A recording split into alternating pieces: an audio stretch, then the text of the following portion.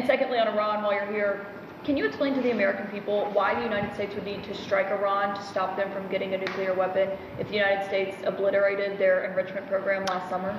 Well, I'm not going to make any news on Iran today, Caitlin. I'll let the president make those announcements. As you know, he is sending two of his best negotiators to Geneva tomorrow in order to continue to try to strike the best deal possible for the American people. But the principle is very simple. Iran cannot have a nuclear weapon. If they try to rebuild a nuclear weapon, that causes problems for us. And in fact, we've seen evidence that they have tried to do exactly that. So the president sending those negotiators to try to address that problem, as the president has said repeatedly, he wants to address that problem diplomatically, but of course the president has other options as well.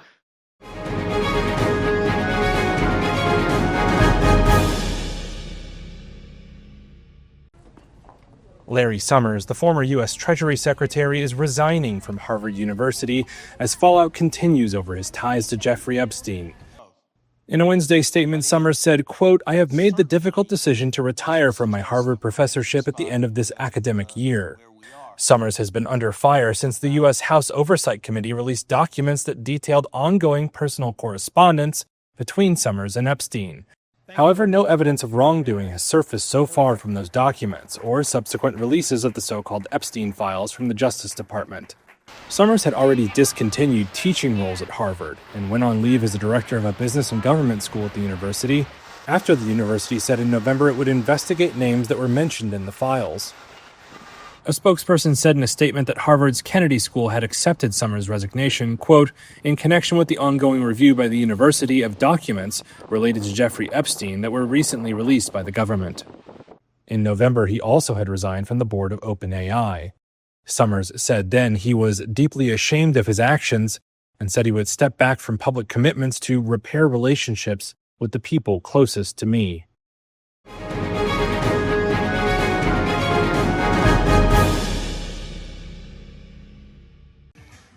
Several wounded people involved in a speedboat shootout incident on Wednesday were taken to this hospital in the central Cuban city of Santa Clara. Cuba's government said its forces killed 4 exiles and wounded 6 others who sailed into the country's waters aboard a Florida-registered speedboat and opened fire on a Cuban patrol. The country's interior ministry said the group was comprised of anti-government Cubans, some of whom were previously wanted for plotting attacks. It said they came from the United States dressed in camouflage and armed with assault rifles, handguns, homemade explosives, ballistic vests, and telescopic sights. The Interior Ministry added that, quote, "according to preliminary statements from the detainees, they intended to carry out infiltration for terrorist purposes." An additional Cuban suspect was detained in connection with the plot, according to the statement. U.S. Secretary of State Marco Rubio told reporters it was not a U.S. operation and that no U.S. government personnel were involved. He said the U.S. Embassy in Havana would attempt to independently verify what happened. I don't know who has possession of the vessel, which is the first thing we would want to have.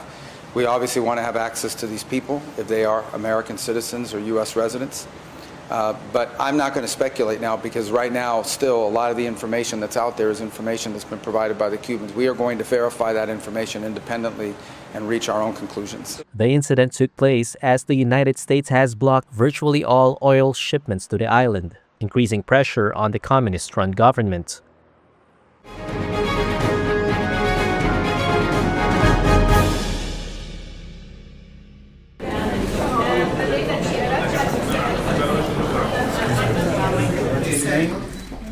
مرحبا. Mahmoud. Used to go outside to get some blocks. 14-year-old patient.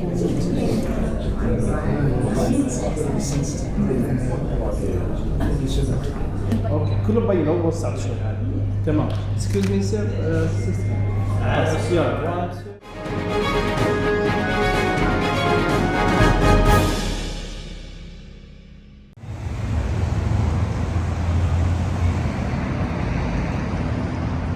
Personalmente estoy muy nerviosa. Personally, I'm feeling very nervous. I trust that life has to go on, but there's still a fear of not knowing what might happen on the street and having to run, hide, and be vulnerable. I think that's the word. El ser vulnerable, creo que esa es la palabra, entonces... So I think it's a mix of many emotions. But anyway, life goes on. La vida sigue. 100% inseguro. No se puede vivir así. 100% unsafe. You can't live like this, as I was commenting before. Agarraron al líder, pero eso qué? It's true that they caught the leader, but so what? That doesn't change anything. There are always 4 or 5 others, whether men or women, who will remain there, and it will be the same. Para poder quitar esto, hay que exterminar a todos. To remove this, you have to eliminate everyone involved in that business. Negocio.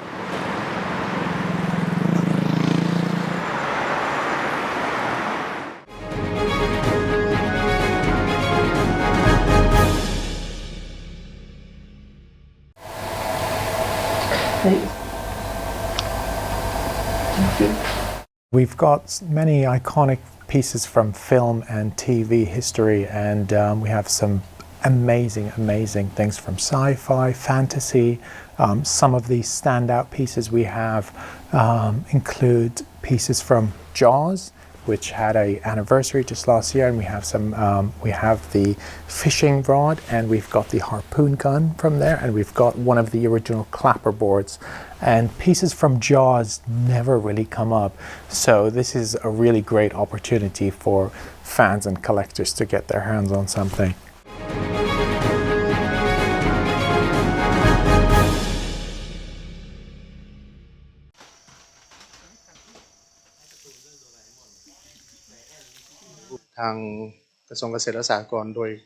The Agriculture and Cooperatives Ministry via the Livestock Department has obtained lab results that confirm that there was no bird flu among the tigers or the chicken cages.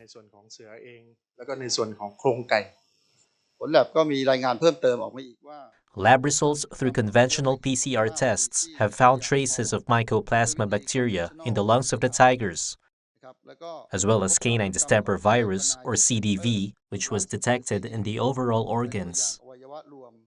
conventional RT-PCR นะครับ